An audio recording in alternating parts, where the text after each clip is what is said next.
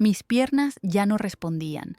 Sentía las rodillas temblar y cada respiro era como tragar fuego. El desierto parecía no tener final, y sin embargo, la voz del guía seguía diciendo que faltaba poco. Yo solo pensaba en una cosa: si me detengo, aquí me quedo. Aquí se acaba todo. El aire estaba tan seco que la garganta me ardía por dentro. La mochila me cortaba los hombros, los zapatos tenían arena hasta en el alma y cada paso se sentía como si cargara piedras. A un lado caminaba una muchacha más joven que yo, casi una niña, con los labios partidos y la mirada perdida. Detrás, un señor mayor se quedaba rezagado. Nadie decía nada. Solo se escuchaban pasos cansados, respiraciones rotas y de vez en cuando el aleteo lejano de un helicóptero que me helaba la sangre. Yo apretaba con fuerza una foto doblada en el bolsillo, la única foto de mis hijos juntos, y me repetía en la cabeza que no podía caer ahí, que no podía quedarme acostada en esa arena fría, que no podía convertirme en otra historia que nunca llega a contarse. Tenía miedo de morir, sí, pero todavía me daba más miedo que mis hijos crecieran pensando que simplemente los había abandonado. La noche estaba cerrada, pero las estrellas no me consolaban.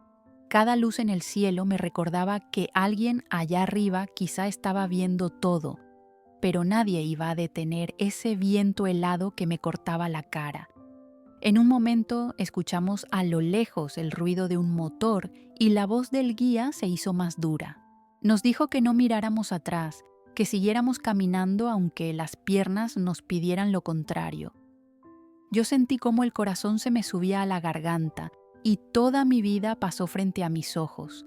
Mi pueblo, mi madre, mis hijos, la casita de lámina, el olor a tortillas recién hechas, el ruido de las balas a lo lejos. Pensé, ¿de verdad valía la pena todo esto? Y casi en el mismo segundo me respondí, no tengo otra opción, no hay regreso, no hay vida esperándome allá atrás, solo miedo de otro tipo, pero miedo al final. Antes de seguir contándote lo que pasó esa noche en el desierto, quiero pedirte algo. Si estás escuchando esta historia desde México o desde Estados Unidos o desde cualquier otro país, cuéntame en los comentarios desde dónde me acompañas.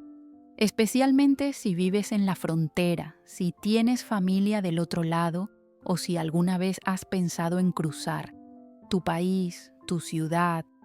Eso ya es una historia en sí misma, porque para entender por qué terminé corriendo en ese desierto, con los pies llenos de ampollas y el corazón hecho pedazos, tengo que regresar al principio, a cuando todavía creía que mi vida se iba a quedar para siempre en ese pueblito donde nací.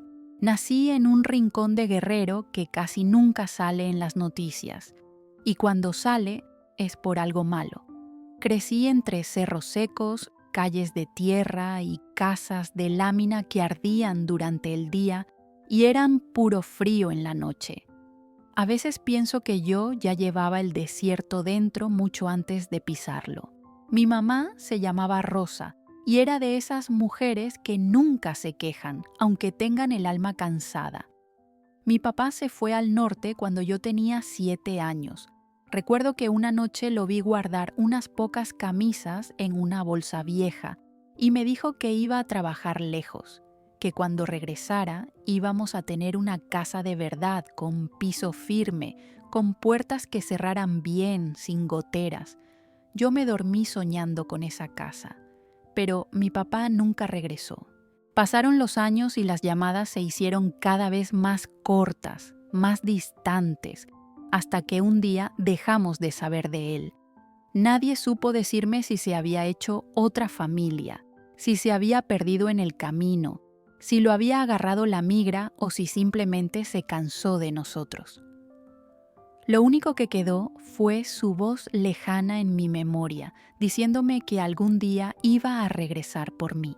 Cuando cumplí 16 años, ya no estaba esperando a mi padre. Estaba aprendiendo a sobrevivir. Me embaracé joven, de un muchacho que al principio me hacía reír y después solo me hacía llorar. Mi primer hijo nació en medio de la pobreza más sencilla. Una cama vieja, un techo que goteaba, una cuna improvisada con cajas de madera. No había dinero, pero había esperanza. Pensaba que el amor bastaría, que con trabajo y paciencia íbamos a salir adelante. Pero el amor no paga la renta, ni compra comida, ni protege de las personas que empiezan a adueñarse de los pueblos cuando nadie les pone un alto. Un día comenzaron a aparecer camionetas desconocidas, hombres armados, miradas que nos obligaban a bajar la cabeza. Primero fue un rumor, que en el pueblo de al lado estaban cobrando cuota a los dueños de tienditas. Después ya no fue rumor. En la tienda de la esquina, donde yo compraba el azúcar fiado, apareció un señor con la mirada cansada que decía que no sabía si iba a abrir al día siguiente. Tenía miedo. Todos teníamos. Yo ya tenía 2 hijos para entonces. Mis días eran una repetición de madrugadas lavando ropa ajena, tardes vendiendo comida frente a la escuela, noches contando monedas para ver si alcanzaba para el gas.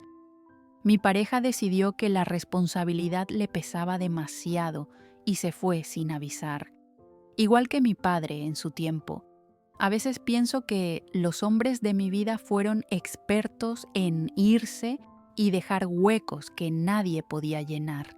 Me acuerdo del día en que el miedo se volvió una decisión.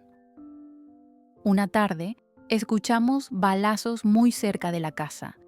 Mi hijo menor se tiró al piso sin entender por qué yo lo jalaba tan fuerte. La tierra del patio temblaba con cada disparo. Cuando todo se calmó, salí a la calle y vi que un muchacho del barrio, casi de la edad de mi hermano, estaba tirado en la esquina. Nadie se atrevía a levantarlo, nadie preguntaba nada. Los ojos de mi hijo mayor me miraban, grandes y asustados, como preguntando si eso también le podía pasar a él. Esa noche no pude dormir. Me senté junto a la cama de mis hijos y los miré respirar. Pensé en mi madre, que también dormía en el cuarto de al lado, con sus manos ya gastadas de tanto lavar y cocinar. Pensé en la tienda que cerraba más temprano cada día, en las miradas sospechosas, en las camionetas sin placas. Pensé en mi papá, en el norte, en la promesa de una vida mejor que nunca llegó. Y, por primera vez, pensé en cruzar la frontera yo misma. No como un sueño, sino como una necesidad, como la única salida que me quedaba antes de que el miedo se volviera costumbre. Al principio, la idea me pareció una traición. ¿Cómo iba a dejar a mis hijos? ¿Cómo iba a irme y repetir la misma historia que había vivido con mi padre? Me sentía la peor madre del mundo solo de pensarlo. Pero luego miraba el refrigerador casi vacío, los cuadernos a medias, los zapatos rotos, y entendía que también era una traición quedarme ahí, mirando cómo el futuro de mis hijos se encogía con cada día que pasaba. Empecé a hablar con gente que conocía a otros que se habían ido, pláticas en voz baja como si estuviéramos conspirando contra algo sagrado. Un vecino me contó de un primo que trabajaba en Estados Unidos y mandaba dinero cada mes. Una señora del mercado dijo que su hija estaba del otro lado, limpiando casas, y que allá por lo menos pagaban lo justo. Historias que sonaban a espejismos, pero que al mismo tiempo encendían una pequeña luz en medio de tanta oscuridad. Conseguí un número. Me temblaban las manos la primera vez que marqué. Del otro lado, una voz masculina, seca, acostumbradas a hablar de esos temas sin emoción, me explicó cosas que apenas escuché. Solo atrapé palabras como costo, riesgo, no hay garantía. Colgué con el corazón latiéndome en la garganta. Era demasiado dinero para mí. pero no era más de lo que ya estaba perdiendo cada día quedándome allí. Empecé a juntar peso por peso. Vendí la televisión vieja, la licuadora, algunos muebles que ya estaban medio rotos, trabajé más horas, acepté limpiar casas que me quedaban lejos, caminando bajo el sol, con los pies hinchados y la espalda doliendo. Todo lo que podía ahorrar lo guardaba en una caja de zapatos, envuelto en una playera para que nadie sospechara. Cada moneda era un paso más hacia un lugar del que solo conocía el nombre: el norte. Una noche, senté a mi madre en la cama y le dije lo que pensaba hacer. Sus ojos se llenaron de lágrimas antes de que yo terminara de hablar. Me dijo que no quería volver a vivir lo mismo, que no quería otra vez estar esperando llamadas que se van haciendo más cortas y más lejanas. Me dijo que yo era lo único que mantenía unida esa casa, que mis hijos me necesitaban. Yo también los necesitaba a ellos, pero muchas veces la necesidad no se divide de forma justa. Alguien tiene que perder algo para que los demás no lo pierdan todo. No te voy a mentir, hubo noches en que quise echarme para atrás. No me daba miedo el desierto, ni la migra, ni los hombres que se aprovechan de la gente en el camino.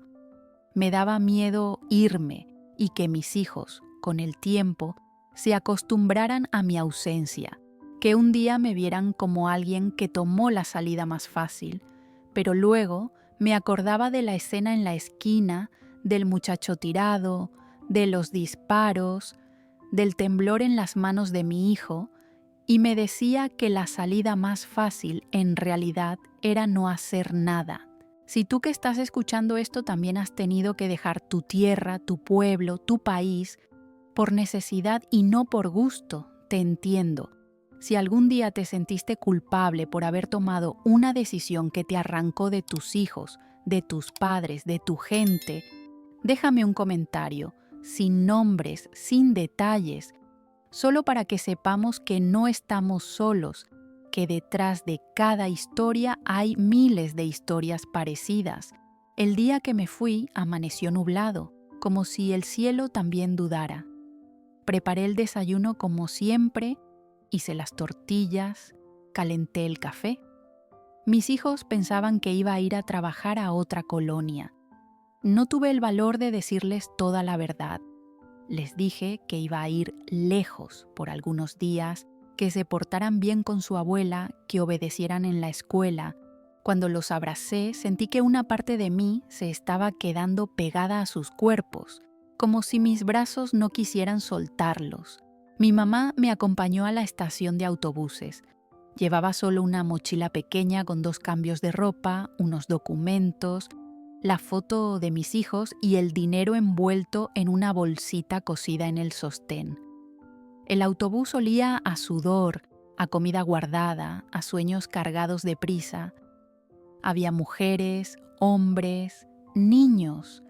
Algunos hablaban de trabajo en el norte, otros guardaban silencio, mirando por la ventana como si ya estuvieran despidiéndose de todo. El camino hacia el norte fue una mezcla rara de paisajes y pensamientos. Pasamos por ciudades que nunca había visitado, por carreteras largas donde el sol se pegaba al vidrio, por pueblos donde la pobreza se parecía mucho a la mía, solo que con nombres distintos. En cada parada yo revisaba una y otra vez que el dinero siguiera ahí, pegado a mi piel, como si se pudiera evaporar en cualquier momento. Llegué a una ciudad del norte de México después de muchas horas de viaje. Ahí me esperaba un contacto que me llevaría a una casa donde se reunían los que querían cruzar. No voy a decir nombres ni lugares, no hace falta. Lo importante no es la ruta, sino los rostros. En esa casa había colchonetas tiradas en el piso, mochilas apiladas, zapatos desgastados. Había gente de todas partes, de Honduras, de Guatemala, de El Salvador, de Oaxaca, de Chiapas, de mi propio estado. Cada quien traía su propia historia, sus propios miedos, sus propias fotos dobladas en el bolsillo. Nos mirábamos unos a otros con un respeto silencioso. Sabíamos que, de alguna forma, todos estábamos en el mismo barco, aunque cada uno cargara su propia tormenta. Ahí conocí a Carla, una muchacha salvadoreña de 22 años. Estaba embarazada de pocos meses, pero su mirada tenía años de cansancio. Me contó en voz baja que había decidido cruzar antes de que su hijo naciera para que pudiera tener un futuro mejor. Yo la escuchaba y sentía que me estaba escuchando a mí misma, aunque nuestras historias fueran distintas. En las noches, el miedo se sentía más pesado. Afuera se escuchaban ruidos de autos, voces desconocidas, a veces gritos lejanos. Por dentro, en cambio, se escuchaba el silencio de la incertidumbre. Nadie sabía exactamente cuándo sería el día de cruzar. Solo nos decían que había que esperar, que el momento se acercaba, que teníamos que estar listos. Yo dormía con la ropa puesta, los zapatos cerca y la foto de mis hijos bajo la almohada, como si así pudiera protegerlos desde lejos. Después de varios días, por fin anunciaron que saldríamos. La noticia llegó sin drama, como quien dice que va a llover. Nos pidieron que estuviéramos listos al caer la tarde, que no hiciéramos preguntas, que siguiéramos instrucciones. El corazón me latía tan fuerte que sentía que todos podían escucharlo. Esa tarde, mientras acomodaba mis pocas cosas, sentí un nudo en la garganta. No había vuelta atrás. Pensé en marcarle a mi madre, pero no quería escuchar su voz quebrada justo antes de irme. Le mandé un mensaje corto, diciéndole que la quería, que cuidara a mis hijos, que confiara en mí. Ella contestó con un «Dios te cuide» y un corazón. Me puse el teléfono en el bolsillo como si también necesitara llevarlo pegado a la piel. Salimos en grupo, con la luz del día apagándose poco a poco. Mientras caminábamos, el cielo empezaba a llenarse de colores anaranjados y morados que, en otras circunstancias, me habrían parecido hermosos. Pero esa tarde los colores se mezclaban con la angustia. Sabía que mientras más oscuro se volviera, más cerca íbamos a estar de la parte más peligrosa del camino. No voy a describirte cómo fue cada paso, ni los detalles, porque esto no es una guía. No quiero que nadie use mi historia como un mapa. Lo único que necesitas imaginar es la sensación de caminar durante horas, con el cuerpo agotado, la boca seca, el miedo pegado a la espalda, escuchando ruidos que no sabes si vienen de animales, de personas o de tu propia cabeza. En algún momento de la noche, cuando el cielo ya era un techo negro lleno de agujeros brillantes, fue cuando me vi a mí misma de nuevo, en ese punto donde empecé a contarte, con las piernas temblando, el corazón acelerado y la idea constante de que quizá no lo lograría. El ruido del helicóptero se escuchaba más cerca y alguien dijo que la migra andaba rondando. Nos agachamos, nos pegamos al suelo frío, tratando de hacernos pequeños, invisibles. Yo sentí que se me cortaba la respiración. Pensé en mis hijos, en sus caritas dormidas, en la promesa que me había hecho de volver a abrazarlos. Pensé en mi madre, con sus manos arrugadas, tal vez rezando en ese mismo momento sin saber por qué sentía el corazón tan inquieto. Y pensé que, si todo eso terminaba ahí, nadie sabría realmente lo que había pasado dentro de mi pecho. Si conoces a alguien que esté pensando en cruzar, no para juzgarlo, sino porque el hambre y el miedo lo empujan, comparte este video con esa persona. A veces, escuchar la historia de alguien más no cambia la decisión, pero sí puede abrir los ojos a lo que de verdad se siente cuando ya no hay camino de regreso, solo hacia adelante. No sé cuánto tiempo estuvimos agachados, con la cara pegada a la tierra. Los minutos se vuelven extraños cuando uno tiene miedo. Pueden parecer horas o segundos, todo a la vez. Al final, el ruido del helicóptero se fue alejando y la voz del guía nos dijo que siguiéramos. Yo me levanté con esfuerzo, las piernas me hormigueaban como si no fueran mías. Seguimos avanzando en silencio. De vez en cuando alguien se quejaba bajito, otro tropezaba, otro decía que ya no podía más. Yo también sentía que no podía, pero cada vez que pensaba en detenerme, veía la foto de mis hijos en mi mente, como si me miraran desde ese pedazo de papel arrugado. Hubo un momento en que el señor mayor que venía detrás de mí se cayó. Lo escuché respirar con dificultad. Volteé y lo vi con la frente sudando frío, la mirada vidriosa. Quise ayudarlo a levantarse, pero el guía nos apuraba. Decía que no había tiempo, que si nos parábamos mucho nos iban a encontrar. Yo sentí que el corazón se me partía en dos. ¿Cómo seguir caminando y dejar a alguien atrás? ¿Cómo salvarse una misma sin mirar a quién se está quedando? Al final, otro muchacho se quedó con él unos minutos, lo animó, lo jaló del brazo. Lograron que se levantara y siguiera caminando, aunque más despacio. Yo pensé que así era esta travesía, una mezcla de egoísmo obligado y solidaridad desesperada. Nadie quiere dejar a nadie, pero tampoco quiere convertirse en el siguiente caído. Las horas pasaron y, poco a poco, el horizonte empezó a aclararse. Un tono gris azulado anunciaba que el amanecer venía de camino. La luz del día siempre trae consigo algo de esperanza, pero también más peligro. Con más luz, es más fácil que te vean. Hubo señales, instrucciones cortas, movimientos rápidos. No voy a describirlos. Solo recuerdo que, de pronto, estábamos corriendo de nuevo, como si nos persiguiera la vida misma. Una parte del grupo se separó. Se escucharon gritos, órdenes, pasos apresurados. Yo no sabía si la migra estaba a 1 metro o a 100. Solo sabía que tenía que seguir. Carla, la muchacha embarazada, se agarró de mi mano. Sentí sus dedos fríos temblando y apreté con todas mis fuerzas. Era como si en esa mano unida se sostuviera todo lo que todavía nos quedaba. No sé exactamente en qué momento dejamos de sentir peligro cerca. Debieron pasar varias horas más, quizás. Lo que sí recuerdo es el momento en que el guía dijo, casi sin emoción, que ya estábamos del otro lado. Esas palabras, que muchas veces había escuchado en historias ajenas, sonaron huecas en el aire. No hubo música, ni aplausos, ni un sentimiento inmediato de triunfo.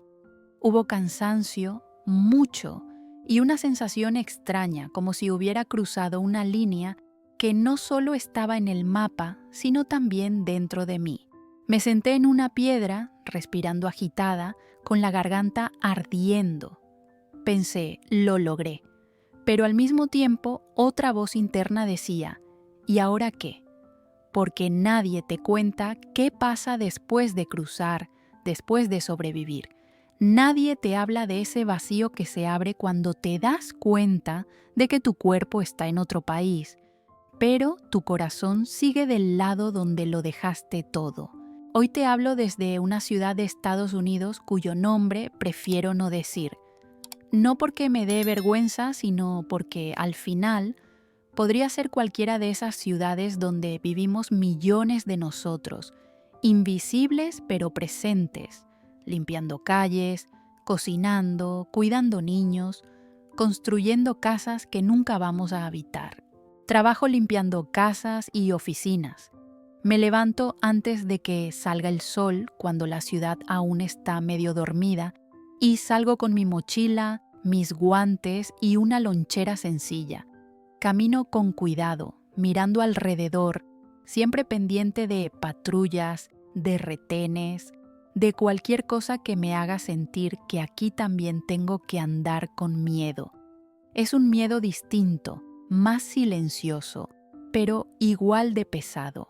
La primera vez que mandé dinero a mi madre, casi lloré en el banco. Era la cantidad más grande que había tenido en mis manos. Pensé en todo lo que había hecho para juntar ese dinero, en las horas de rodillas tallando pisos, en los dolores de espalda, en las lágrimas que limpiaba en secreto cuando extrañaba demasiado a mis hijos. Pero también pensé en lo que ese dinero significaba: comida sobre la mesa, cuadernos nuevos, quizás una reparación al techo, una pequeña victoria en medio de tanta ausencia. Hablo con mis hijos por videollamada. Al principio se veían tímidos, como si no supieran dónde colocar la mirada. Me enseñaban sus tareas, sus dibujos, sus juguetes. Yo los miraba y sentía que se me rompía el corazón. Era como ver una película donde los protagonistas son los tuyos, pero tú no puedes entrar a la escena. Con el tiempo han crecido. Sus caras cambian, sus voces se hacen más graves, pero la pantalla sigue siendo la misma. A veces me pregunto si un día, cuando sean adultos, se acordarán de mí como una madre valiente o como alguien que los dejó atrás. En las noches, cuando llego a la habitación que rento, el silencio me golpea. Es un cuarto pequeño, con una cama, un closet viejo y una ventana desde donde se ve el estacionamiento. No es la casa de mis sueños, pero es el lugar donde descanso después de convertirme por unas horas en una sombra que limpia, ordena y desaparece. Me acuesto y pienso en el pueblo, en el olor del café de olla, en el ruido de las gallinas, en la voz de mi madre llamando a los niños. Y me pregunto cuánto tiempo más voy a poder vivir dividida, con el cuerpo aquí y la vida allá. Si esta historia te está llegando al corazón, si en algo se parece a la tuya o a la de alguien que conoces, te invito a que le des like a este video y te suscribas. No es por mí solamente, sino para que estas historias de mexicanos y latinoamericanos que vivimos entre dos mundos sigan teniendo un lugar donde ser contadas. Porque a veces lo único que tenemos es la oportunidad de decir: yo también pasé por eso. Han pasado algunos años desde aquella noche en el desierto. Mis hijos ya no son niños. El mayor está a punto de terminar la preparatoria, la menor quiere estudiar enfermería. Cuando escucho sus planes me lleno de orgullo y también de tristeza. Orgullo porque sé que, de alguna manera, el dinero que mando y los sacrificios que he hecho han abierto puertas que en mi infancia estaban cerradas. Tristeza porque me doy cuenta de que me he perdido tantas cosas: festivales escolares, cumpleaños, primeros amores, tristezas que no pude consolar en persona. Mi madre, con todo y sus años, sigue siendo el pilar de esa casa. A veces me dice que está cansada, que le pesan los huesos, que extraña mi presencia. Yo le prometo que pronto voy a ir a visitarla, pero en el fondo sé que pronto es una palabra peligrosa. En esta situación, el tiempo se estira y se encoge según los papeles que tengas o no tengas. Para muchos de nosotros, el calendario no se mide en meses, sino en remesas enviadas. He conocido a muchas mujeres como yo aquí, en este país, mujeres que cruzaron embarazadas, con niños pequeños, con el corazón hecho pedazos. Mujeres que trabajan de sol a sol, que mandan dinero aunque eso signifique quedarse sin un gusto propio, que lloran en silencio cuando sus hijos les piden que vayan a verlos a una ceremonia y ellas no pueden. Nos encontramos en la parada del autobús, en la iglesia, en el mercado, y nos reconocemos con una mirada. Nadie más sabe exactamente lo que sentimos, pero entre nosotras basta un abrazo para entenderlo todo. A veces me preguntan si valió la pena cruzar y no sé qué responder.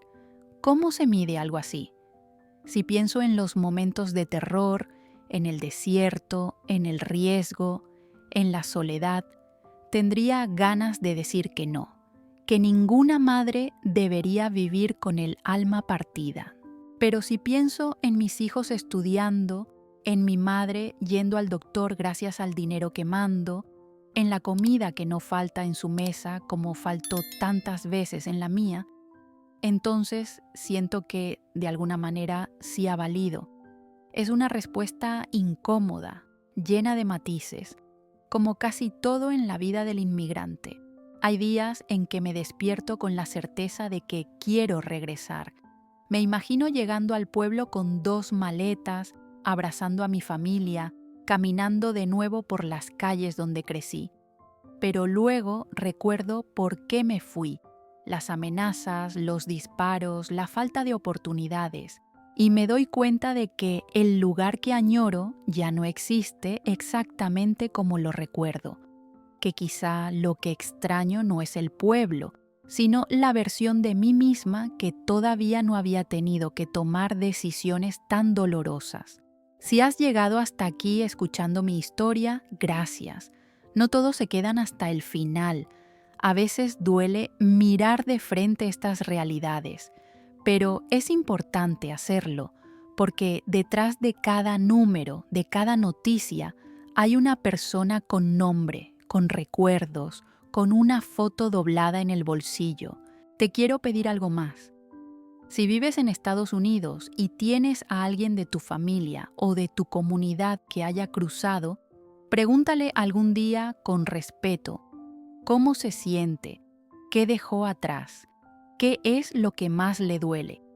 No para alimentar el morbo, sino para que esa persona sepa que no es invisible. Y si tú eres esa persona, si eres inmigrante como yo, quiero que sepas que aunque a veces nos traten como si no pertenecemos a ningún lado, nuestras historias merecen ser contadas. Dale compartir a este video si crees que puede ayudar a alguien a entender mejor lo que vivimos. Tal vez una madre en México lo escuche y se sienta acompañada. Tal vez un hijo en Estados Unidos reconozca en mis palabras las lágrimas que nunca ha visto en los ojos de su mamá. Tal vez tú mismo encuentres un pedacito de tu historia entre mis frases. No sé cómo va a terminar mi historia. No sé si algún día tendré papeles, si podré viajar sin miedo, si volveré a caminar por las calles de mi pueblo sin sentir que el tiempo se detuvo. No sé si mis hijos, cuando sean adultos, decidirán venir a verme, quedarse allá o buscar su propio camino en otro lugar. Lo único que sé es que, hasta ahora, he hecho lo mejor que he podido con lo que tenía. A veces, cuando termino de limpiar una casa grande, vacía, y las luces se van apagando una por una, me quedo unos segundos en la sala, mirando alrededor. Pienso en la mujer que vive ahí, en los hijos que tal vez duermen en cuartos amplios y seguros. Y me pregunto si saben que una madre como yo, lejos de los suyos, acaba de dejar ese lugar impecable. No lo digo desde la envidia, sino desde la conciencia de que este mundo está hecho de contrastes. Algunos nacen del lado de acá, otros del lado de allá. Algunos cruzan fronteras en aviones, con pasaporte en mano. Otros las cruzamos a pie, con miedo. Yo crucé la frontera por mis hijos. Y aunque a veces me pregunto si ellos entenderán algún día todo lo que eso significa, me aferro a la esperanza de que sí, de que cuando miren hacia atrás no vean solo a una madre ausente, sino a una mujer que caminó por el desierto con el corazón sangrando, que se agachó ante el sonido de helicópteros, que lloró de soledad en un cuarto rentado, pero que nunca dejó de pensar en ellos. Esa soy yo, una inmigrante más entre millones, una voz en medio de muchas voces. Y si hoy me estás escuchando, si mis palabras han tocado algo dentro de ti, entonces por un momento ya no me siento tan sola, porque tal vez tú también tienes una foto doblada en el bolsillo y tal vez, al igual que yo, sigues caminando, aunque te duelan las piernas, aunque el miedo te acompañe. Sigues caminando porque, al final del día, eso es lo que hacemos los que dejamos la vida al otro lado de la frontera. Seguimos, aun con el corazón en pedazos, esperando que un día todo este dolor se convierta, por fin, en paz.